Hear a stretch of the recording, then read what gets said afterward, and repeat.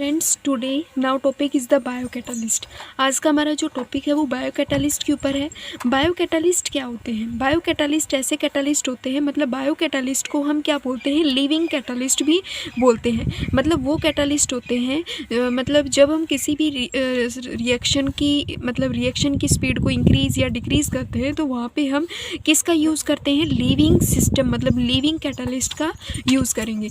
The process in which this catalyst मतलब जो ये जो प्रोसेस बायोकैटालिस्ट के द्वारा करवाया जाता है उसे हम बायोकैटालिस्ट बोलते हैं।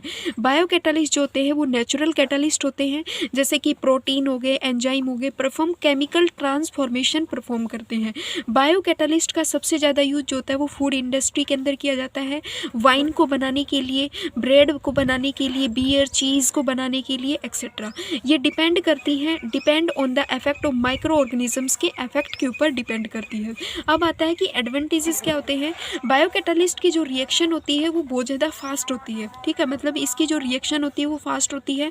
बायोकैटालिस्ट जो होते हैं उनका जो कन्वर्जन होता है वो ओनली वन स्टेप का कन्वर्जन होता है। एडवांटेजेस के अंदर आता है कि बायोकैटालिस्ट की रिएक्शन फास्ट होती है और एक स्टेप की रिएक्शन होती है। इसका जो कन्वर्जन होता है वो स्टीरियो स्पेसिफिक होता है।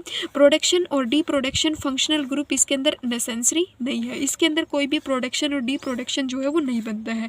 रिएक्शन परफॉर्म्ड होती है एक्वस मीडियम के अंदर, ambient and temperature and pressure. Biocatalyst reaction जो होती है वो हाईली रिजियो सिलेक्टिव और एनांटिव सिलेक्टिव और केमियो सिलेक्टिव और स्टीरियो सिलेक्टिव होती है। जो बायोकैटालिस्ट वाली जो हमारी रिएक्शन होती है ये क्या होती है, regio selective, एनांटिव selective, stereo selective और केमियो सिलेक्टिव होती है, ठीक है। मतलब हम कह सकते हैं कि जो बायोकैटालिस्ट होते हैं ये हाईली सिलेक्टिव इन नेचर के होते हैं। एंजाइम्स आर द रीन्यूएबल होते हैं, ठीक है।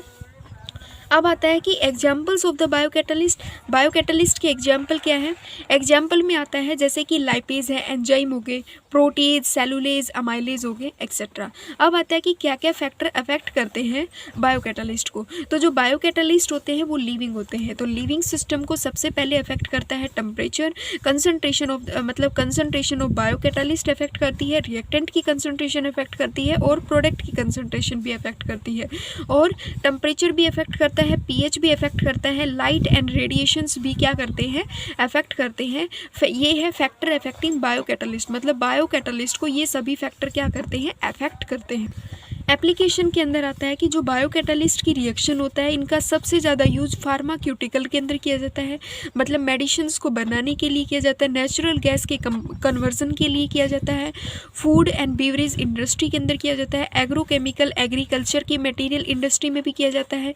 बायोकैटालिस्ट का यूज जो होता है वो मोस्ट इंपॉर्टेंट होता है, मतलब डीएनए के रेप्लिकेशन के लिए भी बायोकैटालिस्ट का यूज़ किया जाता है। एग्रीकल्चर में हमने देखा होगा कि नाइट्रोजन फिक्सेशन बैक्टीरिया होते हैं, तो वो एज ए बायोकैटालिस्ट के जैसे ही क्या करते हैं, रिएक्ट करते हैं। तो ये हमारा मतलब बायोकैटालिस्ट का इंट्रोडक्शन था। इससे जो हम नेक्स्ट वीडियो बनाएंगे वो बायोकैटालिस्ट की रिएक्शंस के ऊपर बनाएंगे।